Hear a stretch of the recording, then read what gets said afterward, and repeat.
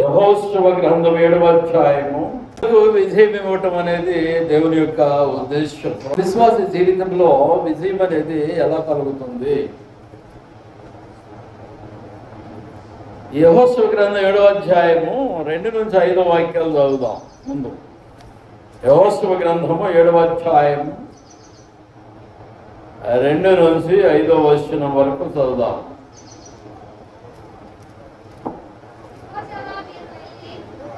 యెహోషువ, మీరు వెళ్ళి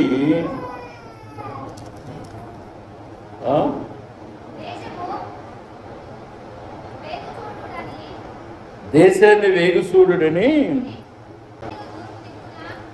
బేతేలు తూర్పు దిక్కున బేతావెను దగ్గరనున్న హాయి అను పురమునకు ఎరుగు నుండి వేగులు వారిని పంపగా వారు వెళ్ళి హాయి పురమును వేగు చూసి యెహోషువ యొద్దకు తిరిగి వచ్చి జనులందరినీ వెళ్ళనీయకము, 2-3 వేల మంది వెళ్ళి హాయిని పట్టుకొని వచ్చు. జనులందరూ ప్రయాసపడి అక్కడికి వెళ్ళనేలా, హాయి వారు కొద్దిగానే ఉన్నారు కదా అనేది. కాబట్టి జనులలో ఇంచుమించు 3,000 మంది అక్కడికి వెళ్ళిరు, కానీ వారు హాయి వారి ఎదుట నిలవలేక పారిపోయి. అప్పుడు హాయి వారు వారిలో 36 మనుషులను హతము చేసిరి, మరియు తమ గవిని యొద్ద నుండి శబారీము వరకు వారిని తరిమి మోరాదులో వారిని హతము చేసిరి. కాబట్టి జనులు గుండెలు కరిగి నీరైపోయాను. ప్రజలకి విజయం ఇవ్వటం అనేది ప్రభు ఉద్దేశము, కానీ అక్కడ పాపము కనపడుతుంది. పరాజయానికి కారణం ఏంటంటే పాపం. యెహోషువ 2వ అధ్యాయము 6 నుంచి 9వ వచనాల్లో గమనిస్తే, ఈ 2 నుంచి 5వ వచనాల్లోనేమో పరాజయం కనపడుతుంది, పాపము కనపడుతుంది. పాపం వలన పరాజయము ఆ జనానికి జరిగినట్టుగా తెలుస్తుంది. 6వ వచనం నుంచి 9వ వాక్యం వరకు యెహోషువ గ్రంథంలో, యెహోషువ తన బట్టలు చింపుకొని తానును ఇశ్రాయేలీయుల పెద్దలను సాయంకాలం వరకు యెహోవా మందసం ఎదుట నేల మీద ముఖములు మోపుకొని తమ తలల మీద ధూళి పోసుకొనుచు, అయ్యో ప్రభువా యెహోవా, మమ్మను నశింపజేయనట్లు అమోరీల చేతికి మమ్మను అప్పగించుటకు ఈ జనులను ఈ యోర్ధాను నీవెందుకు దాటించుదివి? మేము యోర్ధాను అవతల నివసించడం మేలు. ప్రభువా కనికరించుము. ఇశ్రాయేలీయులు తమ శత్రువుల ఎదుట నిలవలేక వెనుకకు తిరిగి నందుకు నేనేమి చెప్పగలను? కనానీయులను ఈ దేశ నివాసులందరూ విని మమ్మను చుట్టుకొని మా పేరు భూమి మీద ఉండకుండా తుడిసివేసిన ఎడల ఘనమైన నీ నామమును గురించి నీవేమీ చేయదు అని ప్రార్థింపగా అని 6 నుంచి 9వ వచనాల్లో ఈ యొక్క ప్రార్థన అనే సబ్జెక్ట్ ఉంది. పాపం విషయంలో విజయం ఏంటంటే, పాపాన్ని జయించాలంటే శిలువ ద్వారా విజయం కలుగుతుందండి.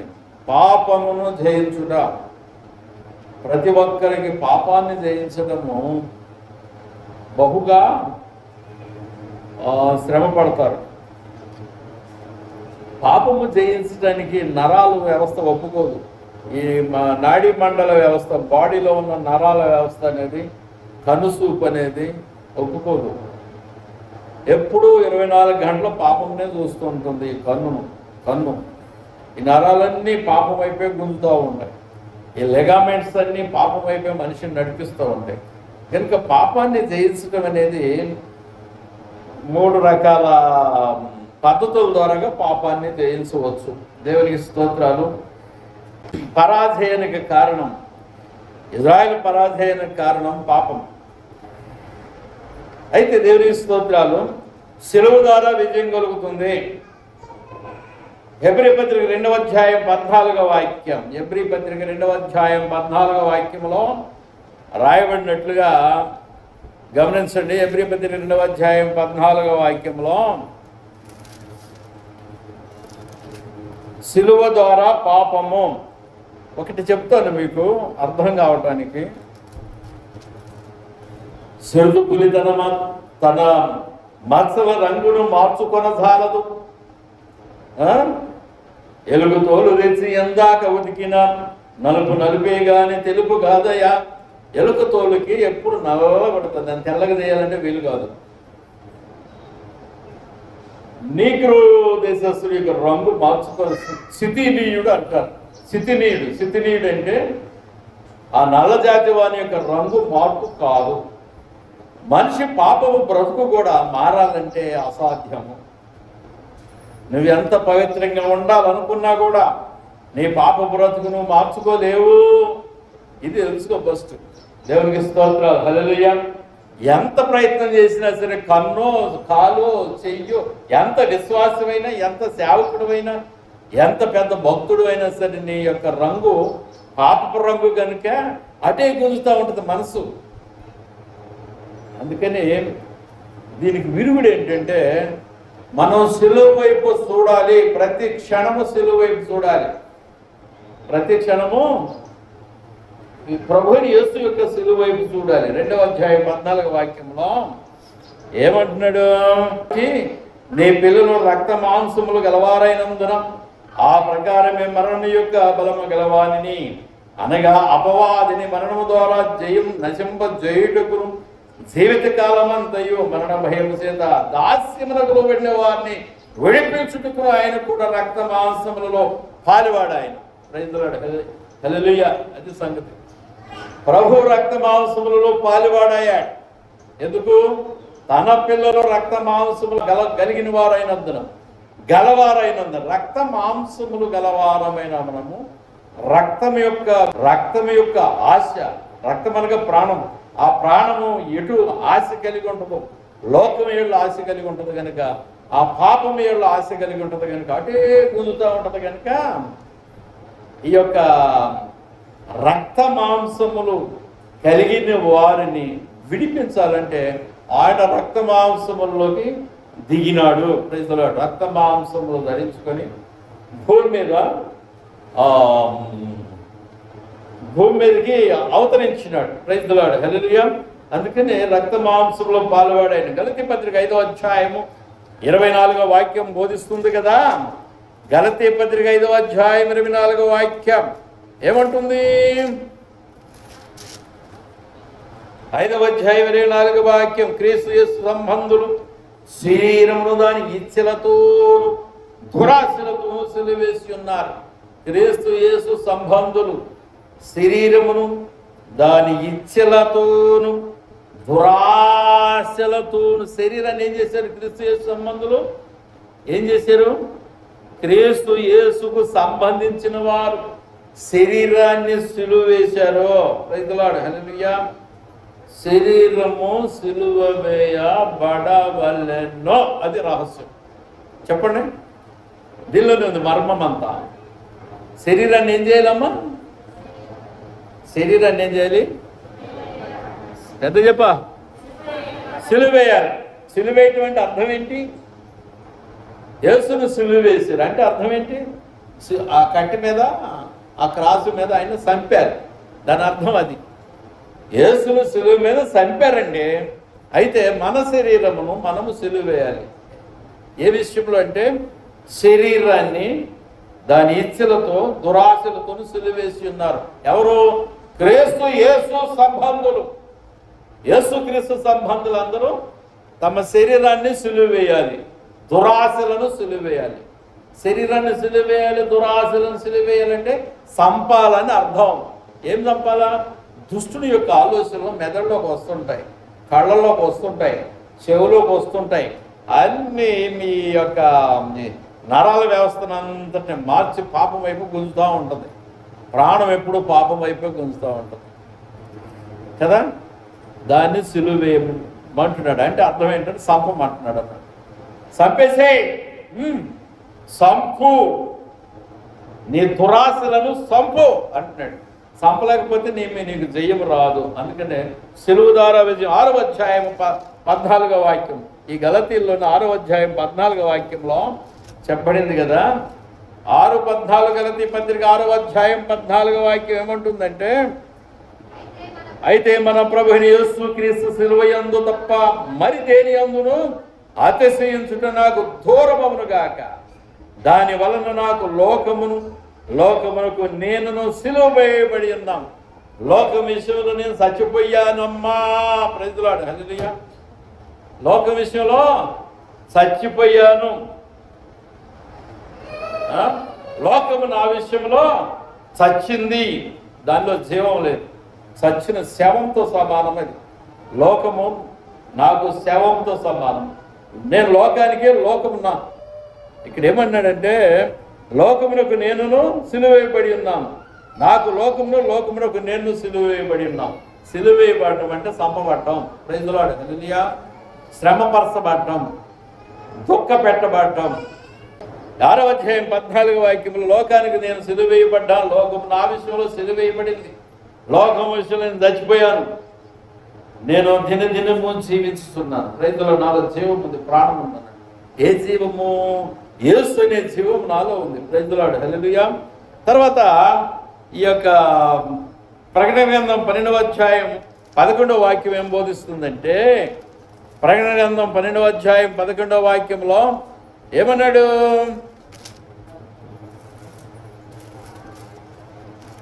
పన్నెండవ అధ్యాయం 11వ వాక్యంలో,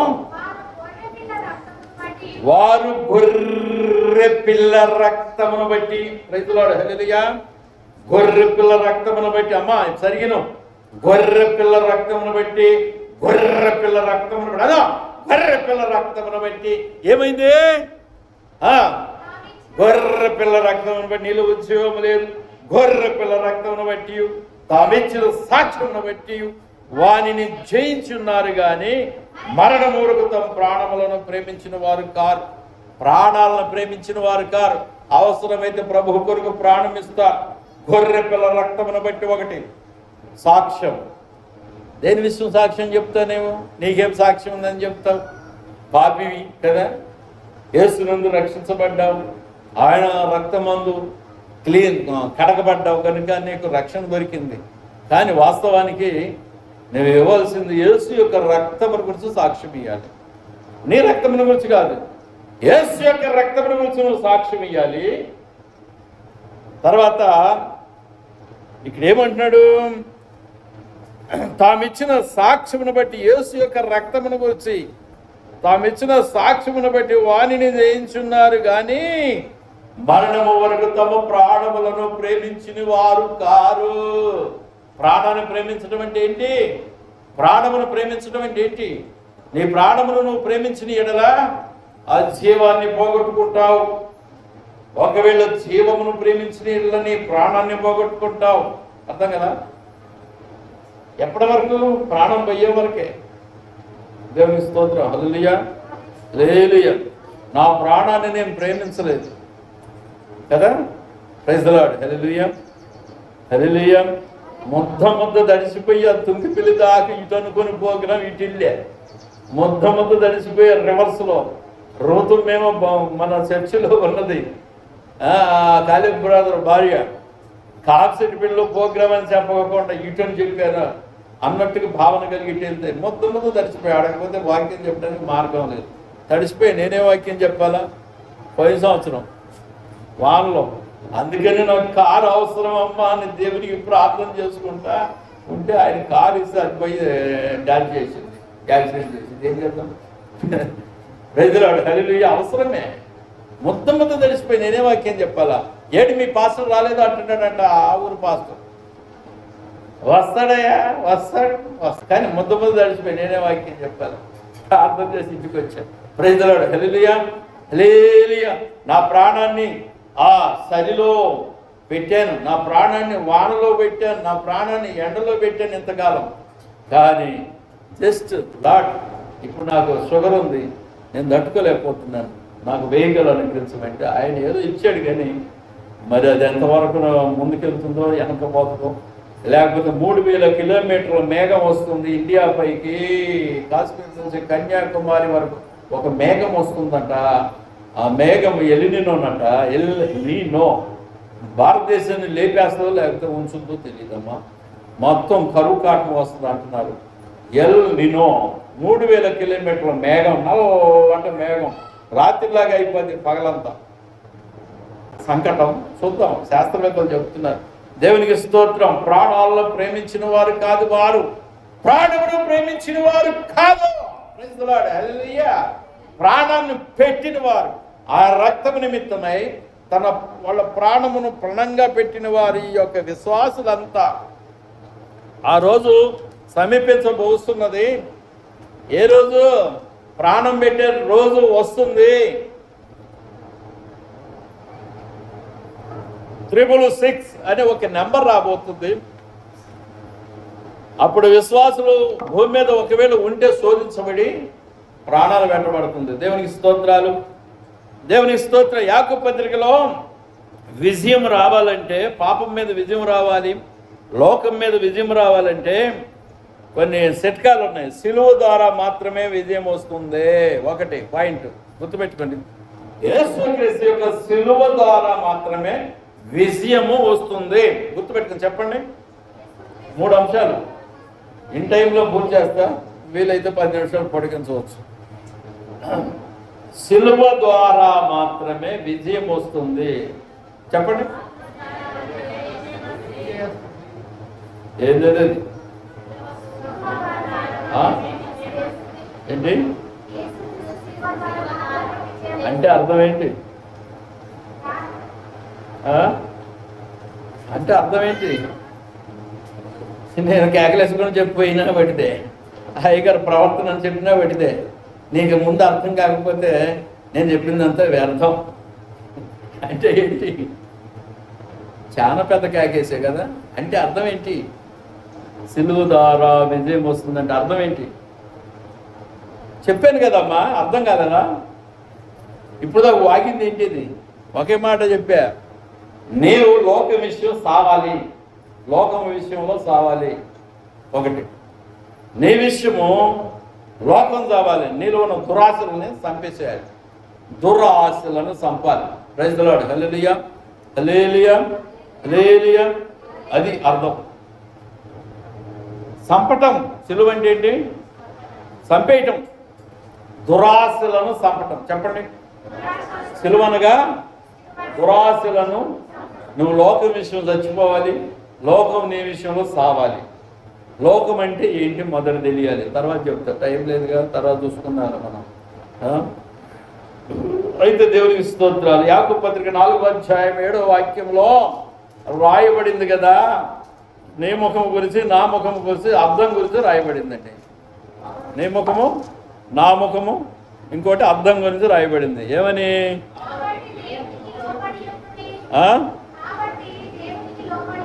దేవునికి లోబడి ఉండుడి, అపవాదిని ఎదిరించుడి. దేవునికి లోబడి ఉండుడి, అపవాదిని ఏం చేయాలి? అపవాదిని ఏం చేయాలి? ఎదిరించాలి. అపవాదిని ఎదిరించడం అంటే ఏంటి అర్థం?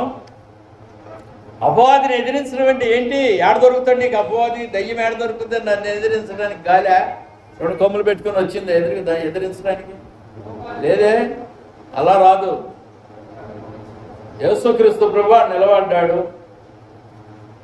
నిలబడినప్పుడు పేతురు అంటున్నాడు, ప్రభువా ఈ మరణము నీకు దూరం అవ్వనుగాక అన్నాడు. హై దయ్యమా, నాకు అభ్యంతర కారణమును, నాకు వెనకకు పువ్వు అంటున్నాడు. నా దగ్గర నా ముందుకు రాబోక, ఆటంకంగా రాబోక అన్నాడు. ఎవరినన్నాడు? పేతురుని గద్దిస్తున్నాడు. దయ్యమా వెళ్ళిపో, అది ఎదిరించడం అండి. ఎవరి లోపలికి వచ్చింది దయ్యం? ఇప్పుడు పేతురులోనికి వచ్చింది.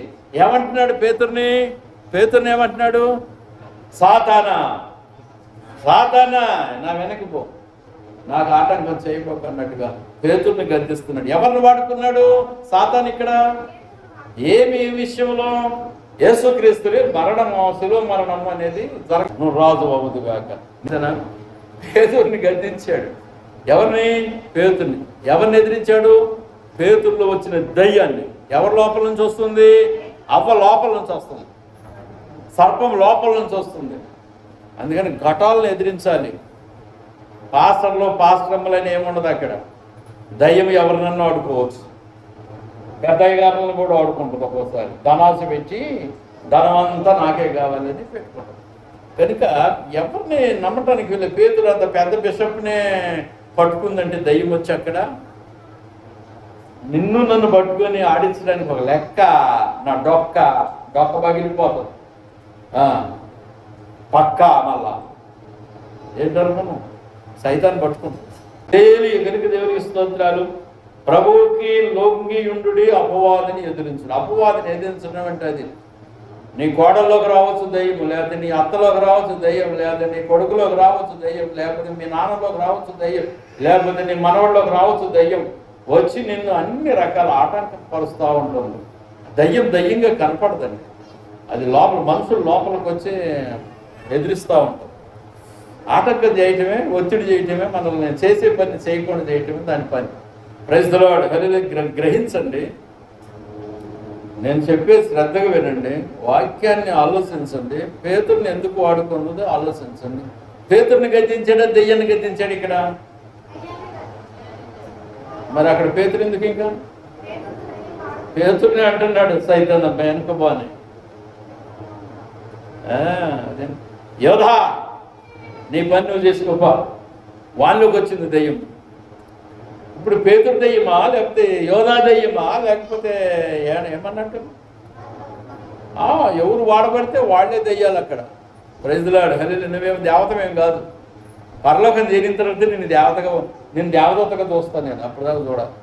పరలోకము చేరేదాకా నమ్మకము లేదు.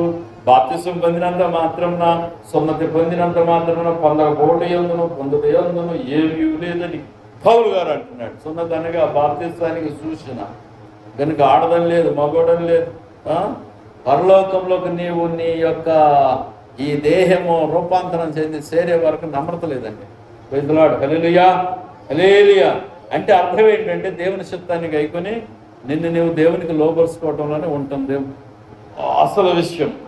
తర్వాత దేవునికి స్తోత్రాలు. రెండోది చెప్తున్నారు. రెండో పాయింట్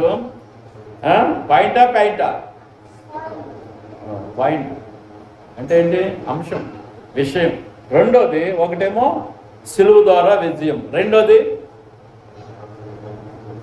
రెండోది యెహోషువ అక్కడ పాపం జరిగింది, శాపగ్రస్తమైన దాన్ని వాళ్ళు తీసుకున్నారు ఎవరో. దాని విషయంలో అపజయం కలిగింది ఈ యొక్క ఇజ్రాయెల్ జనానికి.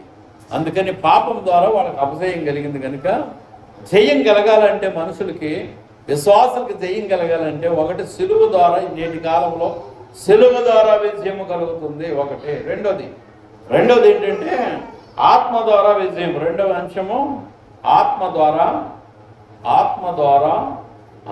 ద్వారా విజయము. ఆత్మలు ఎన్ని ఉన్నాయి? ఏమో చెప్పలేకపోతుంది. ఆత్మలు ఎన్ని ఉన్నాయమ్మా? జీవాత్మ, పరిశుద్ధాత్మ, దయ్యపాత్మ, అంతేనా? కర్ణపిశాచం సంగతి ఏంటి? కర్ణపిశాచం, సేన అనే దెయ్యం సంగతి ఏంటి? 18 రకాల స్పిరిట్లు ఉన్నాయంట. నాకు అన్నీ చెప్పలేను, కానీ ఇప్పుడు మత్సుకు చెప్తున్నా. ఆత్మలు చాలా రకాలు ఉన్నాయి. అన్ని ఆత్మలను నమ్మని అవసరం లేదు. వాక్యాన్ని పరిశీలించి గైకొంటే సరిపోతుంది. Praise the Lord. హల్లెలూయా. ఆత్మ ద్వారా విజయం. గలతీ పత్రిక 5వ అధ్యాయంలో 16 నుంచి 25 వచనాల్లో గమనిస్తే ఏం రాసి ఉందంటే, గలతీ పత్రిక 5వ అధ్యాయము 16వ వచనం నుంచి 25వ వచనం వరకు గలతీయులు, నేను చెప్పున్నది ఏమనగా, నేను చెప్పేది ఏంటంటే, ఆ ఆత్మానుసారంగా నడుచుకొనుడి. 16వ వచనం నుంచి ఆత్మానుసారంగా నడుచుకొనుడి, అప్పుడు మీరు శరీరేచ్ఛను నెరవేర్చరు. శరీరము ఆత్మకును, ఆత్మ శరీరమునకు విరోధముగా అపేక్షించును. ఇవి ఒకదానికొకటి వ్యతిరేకముగా ఉన్నవి కనుక మీరేవి నిశ్చయింతురో వాటిని చేయకుందురు. మీరు ఆత్మచేత నడిపింపబడి నీళ్ళ ధర్మశాస్త్రములకు లోదైన వారు కారు. శరీర కార్యములు స్పష్టమై ఉన్నవి. అవేవనగా ధ్యానత్వం, అపవిత్రత, కామకత్వం, విగ్రహారాధన, అభిచారం అంటే మంత్ర విద్య, దేశములు, కలహము, మత్సరములు, క్రోధములు, కక్షలు, భేదములు, విమతములు, అసూయలు, మత్తతులు, అల్లరితో కూడిన ఆటపాటలు మొదలైనవి. వీటిని గూర్చి నేను మునుపు చెప్పిన ప్రకారం ఇట్టి వాటిని చేయవారు దేవుని రాజ్యమును స్వతంత్రించు కొనరని మీతో నేను స్పష్టంగా చెప్తున్నాను. అయితే ఆత్మఫలమేమనగా ప్రేమ, సంతోషము, సమాధానము, దీర్ఘశాంతము, దయాళుత్వం, మంచుతనము, విశ్వాసము, సాత్వికము, ఆశానిగ్రహము, ఇటు వాటికి విరోధమైన నియమమేదియూ లేదు. క్రీస్తు యేసు సంబంధుల శరీరమును దాని ఇచ్చలతోనూ దురాశలతో సిలువేసి ఉన్నారని లాస్ట్కు చెరిగిది ఉంది. మనం ఆత్మను అనుసరించి జీవించు వారమైతే మా ఆత్మను అనుసరించి క్రమముగా నడుచుకుందాము. Praise the Lord, hallelujah, praise the Lord, hallelujah. చాలా వాక్యం ఉంది. ఆ వాక్యం అంతా చెప్పడానికి మార్గం, టైం క్లోజ్. దేవునికి స్తోత్రాలు. అయితే ఈ యొక్క ఆత్మ ద్వారా విజయం అంటే పరిశుద్ధాత్మ పని చేస్తేనే నీ బ్రతుకులో నీకు విజయము కలుగుతుంది. Praise the lord. మొన్న ఏమైందంటే నేను పడుకోనుంటే ఒక స్పిరిట్ వచ్చింది, దయ్యపు స్పిరిట్ వచ్చి నాతో మాట్లాడుతుంది.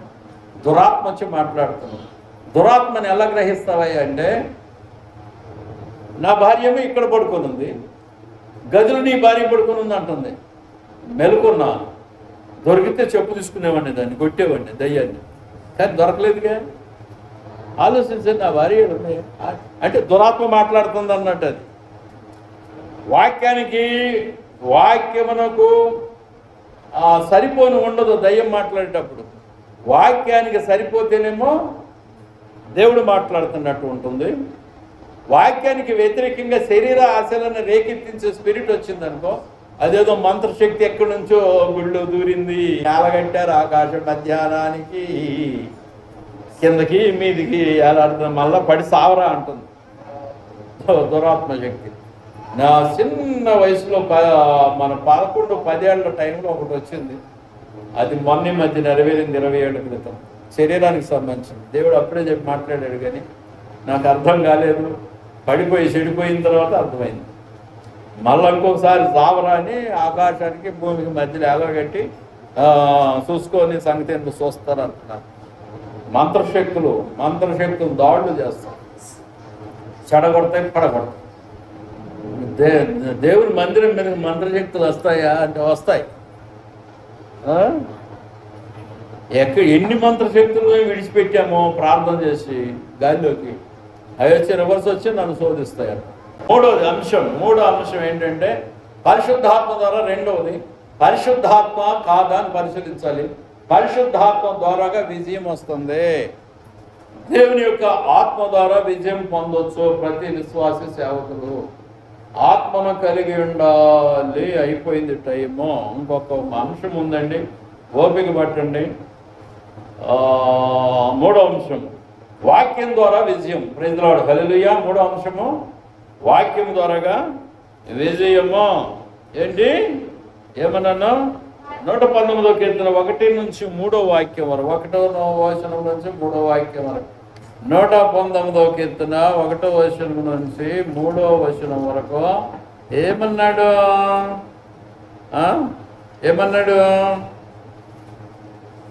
119వ కీర్తన 119వ కీర్తన 1 నుంచి 3వ వచనం వరకు. యెహోవా ధర్మశాస్త్రమును అనుసరించి నిర్దోషముగా నడుచుకుని వారు ధన్యులు. అమ్మా, యెహోవా వాక్యమును అనుసరించి నిర్దోషముగా అంటే పాపము లేకుండా జీవించే వారు ధన్యులు. అదే అయ్యగారు ఎత్తాడు యెషయా గ్రంథం నుంచి, ప్రవర్తన జాగ్రత్తగా ఉంచుకోవాలని చెప్పుకుంటూ వస్తూ చాలా మంది గురించి చెప్పాడు. చెప్పలా? ప్రవర్తన సరిగ్గా ఉండాలి అనేది కదా. యెహోవా ధర్మశాస్త్రం అనుసరించి పాపము లేకుండా జీవించేవారు ధన్యులని వాక్యం బోధిస్తుంది. నిర్దోషము కంటే పాపం లేకుండా జీవించడం కానీ చేత కాదు. హల్లెలూయా, హల్లెలూయా, హల్లెలూయా, హల్లెలూయా, హల్లెలూయా. చెప్పండి, చెప్పరు. నిద్రపోతున్నారమ్మా, బాగా కూలర్ గారి సవాళ్ళగా వస్తుంది. 3 గంటల దాకా మేస్తాను. నాకు వాక్యం టైం సరిపట్ల. ఏ అయ్యగారు లేకున్నా, ఇంకొక అయ్యగారు లేకపోయినా, ఎవరు లేకపోయినా నాకు వివరణకు టైం సరిపోవట్లేదు. మరి మధ్యలో వదిలిపెట్టేస్తున్నాను. పాలిటెక్నిక్ కాలేజీ ప్రిన్సిపాల్ గారని వస్తారు, మీకు వాక్యం చెప్తాను. ఒక అర్ధగంటే మళ్ళీ నేను పిలిస్తే వస్తారు, లేకపోతే రారు. Praise the Lord, hallelujah, hallelujah, praise the Lord, hallelujah, hallelujah. నిర్దోషముగా జీవించేవాడు ధన్యులు, పాపం లేకుండా జీవించేవాడు ధన్యులు. గనుక అయ్యగారి మీద పెద్ద నిందలు వేస్తాం మేమే గనులమో, అంతేనా? నేను దొరికానా బలి పశువుగా మీ మోకాలకి. ఇక్కడ లేరులేండి వాళ్ళు, 3 దొరికారు. 3లో ఎవరన్నాడో దొరకట్ల, దొంగ దొరకట్ల. కొట్టాననుకో ఆ పళ్ళు రాలిపోతాయి. 16 పళ్ళు 32 పళ్ళు మొత్తం. అవును, నేను చచ్చిపోయే స్థితిలో ఉన్న. 60 ఏళ్ళు వచ్చినాయి. 10 ఏళ్ళలో వస్తానో 80 ఏళ్ళలో వస్తానో నాకు తెలియదు. కానీ ఇక క్షమించా, ఎందుకంటే 3 ఉన్నారు నా మీద. బలిపశువు నేనా? బలిపశువు నేనా? పాపం మాట్లాడటానికి బలిపశువు నేనా? ఎవరు కాంచారు? వాళ్ళు దొరకాలి, పట్టుకుంటారు. ఎప్పటికైనా పట్టుకుంటారు, వదలం. ప్రార్థన చేస్తున్న దేవుడు బలిపరచాలి. Praise the Lord. బలిపశువు అంటే నన్ను నిందించడానికి కారణం ఏంటి? దెబోరమ్మ చెప్పింది, అయ్యా నీ ఇల్లు 7 కోట్ల ఇల్లు అయ్యా. ప్రైజ్ ది లార్డ్, హల్లెలూయా. ఇల్లు 7 కోట్లు అంట ఖరీదు. ఇల్లు, నా ఇల్లు, నా సంఘము 7 కోట్లట. అంటే జనం కాదు, దాని వాల్యూ. 7 కోట్లు రాళ్ళు పడతాయిరా, జాగ్రత్తగా పనిచేయరా అంటున్నాడు. దెబోరమ్మ దర్శనం చెప్పింది, ప్రవచనం ఎప్పుడో చెప్పింది. 7 కోట్ల ఇల్లు, 7 కోట్లు రాయి. అంటే రాయి అంటే దెబ్బ, రాళ్ళు. మామిడి చెట్టుకి మామిడికాయలు కాస్తాయి కదా, జామ చెట్టుకి జామకాయలు కాస్తాయి. కాయలున్న చెట్టుకి రాళ్ళు పడతాయి. కాయలు రాలపటానికి ఏ సంఘమునకు జనం బాగున్నారో ఆ సంఘానికి రాళ్ళు బాగా పడతాయి. జనాలను పాడు చేయటానికి, నాశనం చేయటానికి. రాళ్ళు అనగా ఏంటంటే మాటలండి, చెడిపోయిన మాటలు చెప్పి జనాలను నాశనం చేయటానికి. 7 కోట్ల ఇల్లు, 7 కోట్ల రాయి. ప్రవచనం చెప్పింది అప్పుడే, నేను గ్రహించలా. 7 కోట్లు అనేసరికి నేనేమనుకున్నానంటే 7 కోట్లు అనేసరికి 7 కోట్ల మంది జనాలను రక్షణలో తెస్తానేమో అనుకున్నాను. కాదు, దెబ్బలు. ఎంత చెట్టుకి అంత గాలి, ఎంత చెట్టుకి అంత గాలి. దేవునికి స్తోత్రాలు. యెహోవా ధర్మశాస్త్రమును అనుసరించి నిర్దోషంగా నడుచుకున్న వారు ధన్యులు. ఆయన శాసనములు గైకొనుసు పూర్ణ హృదయముతో ఆయనను వెదకువారు ధన్యులు. వారు ఆయన మార్గములలో నడుచుకొనుసు ఏ పాపము చేయరు. ఇది చెప్పండి, వాక్యం ద్వారా విజయం వస్తుంది. వాక్యాన్ని అనుసరిస్తే విజయం వస్తుంది. ప్రైజ్ ది లార్డ్, హల్లెలూయా. దేవునికి స్తోత్రం. 1 యోహాను 2వ అధ్యాయం 14వ వాక్యం ముగించుతున్నాను, అయిపోయింది. 1 యోహాను 2వ అధ్యాయం 14వ వాక్యంలో రాయబడింది కదా.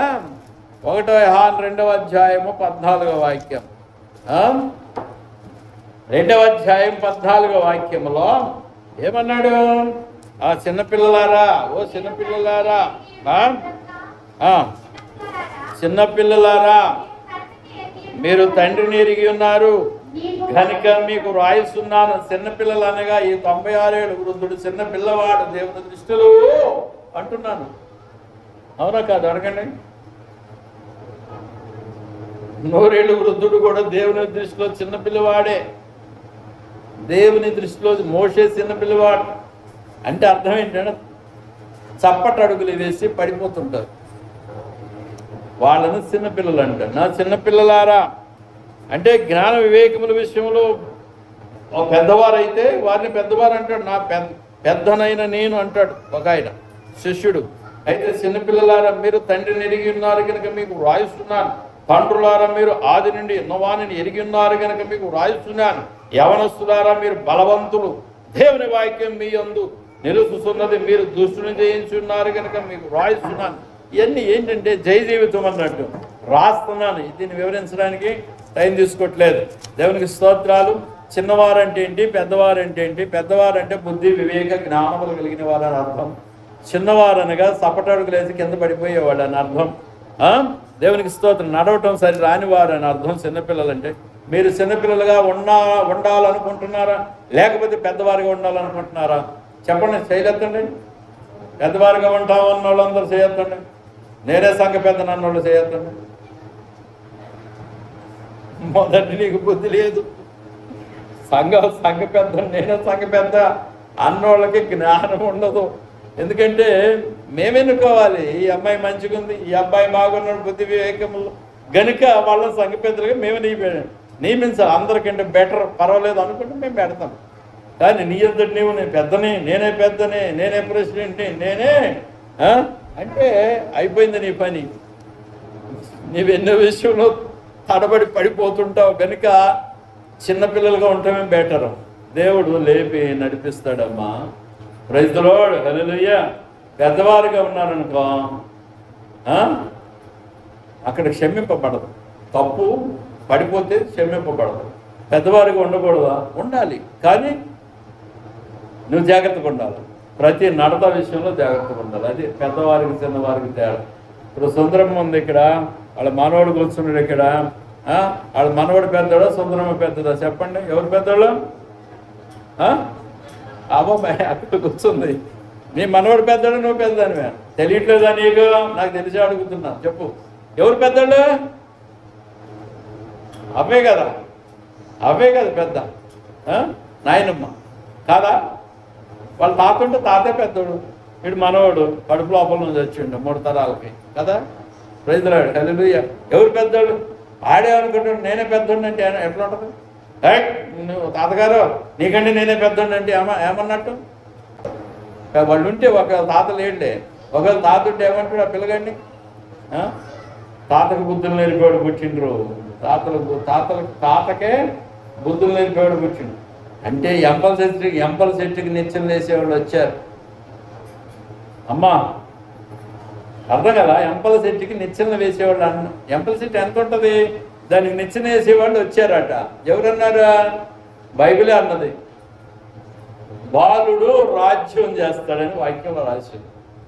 8 ఏళ్ళ బాలుడు రాజ్యం చేశాడు బైబిల్ గ్రంథంలో. యోవాషు అనేవాడు చేశాడా లేదా? రాజుల గ్రంథం చదువు. ఎంపల చెట్టుకి నిచ్చెనలు వేసేవాళ్ళు అంటే పాపం పరిపక్వం అయిపోయింది, ఇక లేదు, టైం లేదు, మొత్తం నాశనం అయిపోతుంది. దేవుడు దిగొస్తున్నాడు. ప్రభు దిగొస్తే మొత్తం లోకమంతా అల్లకల్లం అయిపోతుంది. యేసు ప్రభు రాకడ వచ్చేస్తుంది. పాపం పండింది లోకానికి. దేవునికి స్తోత్రాలు, హల్లెలూయా. ప్రవక్తలలో లోపాలు లేవు. తర్వాత యోహాను, తిమోతి, పౌలులలో లోపాలు లేవు. ప్రవక్తలలో లోపాలు లేవు.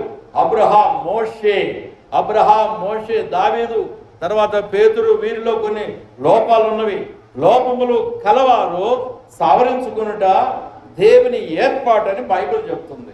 ఎవరైనా సరే అబ్రహాంలో లోపం ఉంది, ఉండొచ్చు, ఏదైనా చిన్నదో పెద్దదో.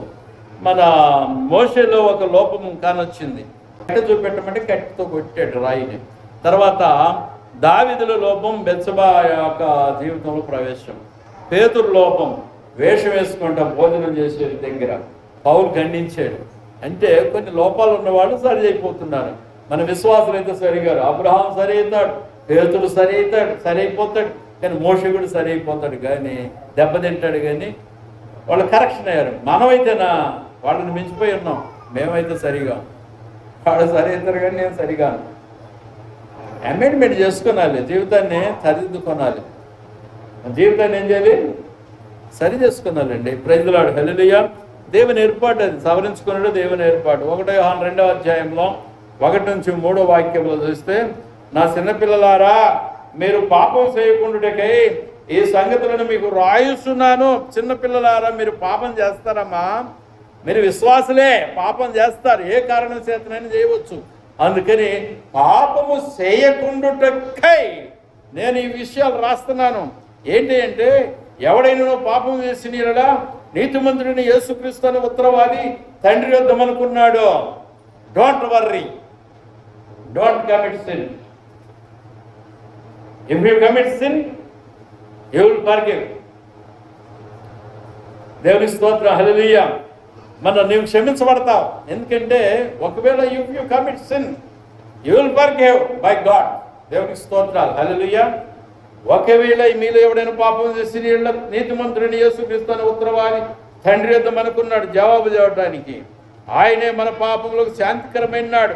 మన పాపములకు మాత్రమే కాదు, సర్వలోకమునకు శాంతికరమైనాడు.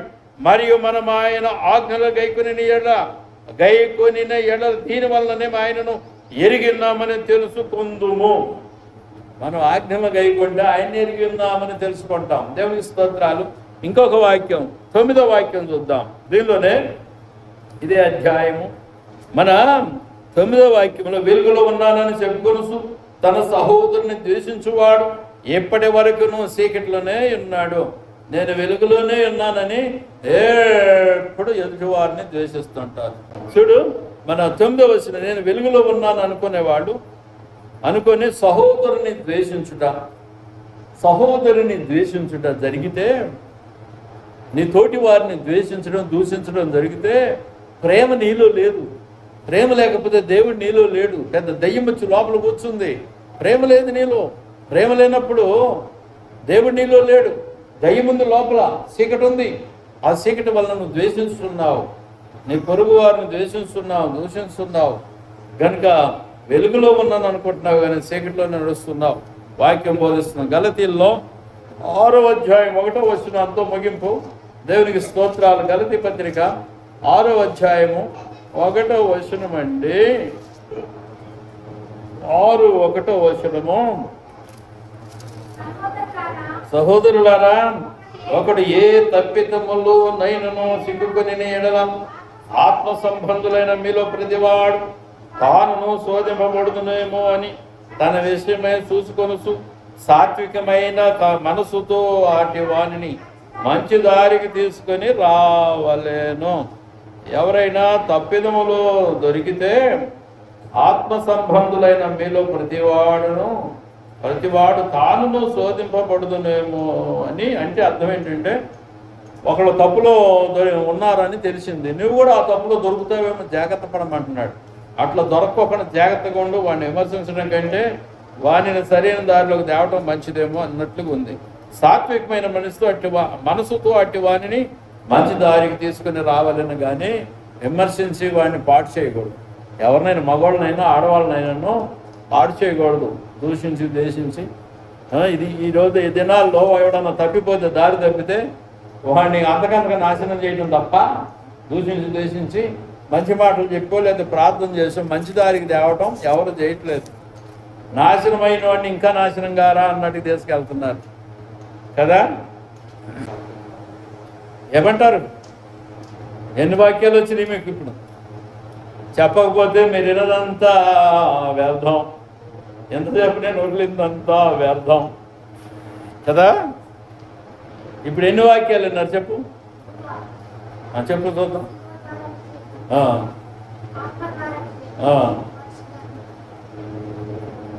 ఒకటి పోయింది, 2 కరెక్ట్గా చెప్పావు, ఒకటి పోయింది. చెప్పాలి. ఆత్మ ద్వారా విజయం అన్నావు, బాగానే ఉంది. పరిశుద్ధాత్మ ద్వారా విజయం చూసిరా. 96 ఏళ్ళ వృద్ధుడు ఎట్లున్నాడు? పిల్లగాళ్ళ కొరుకుతుండు. అర్థం కదా, చిన్న పిల్లగాళ్ళ, మామూలు పిల్లగాళ్ళ. అని మరి ఆయన ఆయుష్ దేవుడు అటు పొడిగించాడు ఏమంటాం. దేవుని స్తోత్రం. మీకు ఒక వృద్ధుడిని చూపెట్టాం అసలు ఆయన. దేవుని స్తోత్రం. హల్లెలూయా, హల్లెలూయా, హల్లెలూయా. ఆత్మ ద్వారా విజయము వినపట్ల బ్రదర్. అక్కడికి మరి గరగర అంటున్నా. ఒక పని చేయ బ్రదర్, 2 లక్షలు అయితే అది మిక్సర్ కొనకరండి. మేమిద్దరు కలిసి తండ్రి కొట్టు కలిపి ఇది సౌండ్ ఉంటుంది. మిక్సర్ 2 లక్షలు 1 లక్షన్నర ఉంటుంది కదా. మిక్సర్ సౌండ్ సిస్టమ్ అండి మిక్సర్ అంటే. ప్రైజ్ లార్డ్, హల్లెలూయా. ఇక గరగరందు గురుగురందు మంచిగా మాట్లాడుతుంది. దేవుని స్తోత్రం. ఆత్మ ద్వారా విజయము, వాక్యం ద్వారా విజయము, సిలువ ద్వారా విజయము. మీరు ఎప్పుడైనా అమ్మ